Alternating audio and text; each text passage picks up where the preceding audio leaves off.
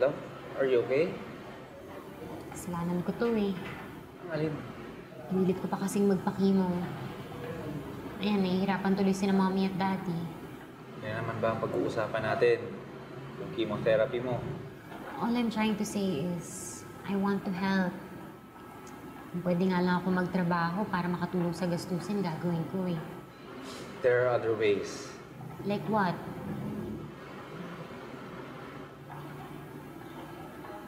Alam ko na. Why don't we try the band? Tama! We can do a benefit concert for you. Me and my band. Tapos, pwede kaming mag-invite ng mga kakilala naming grupo. And siguro mas maganda kung sa weekend natin gagawin para mas maraming tao and mas masaya. Pero, di ba nakakahiya? Baka walang pumunta. Kami na ang bahala ni Mika doon. We have good friends and family.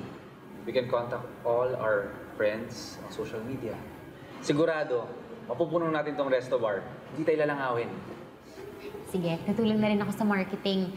Gagawa ko ng invites through my blog. That's perfect. Ano, tara, simulan natin mamaya. Sige.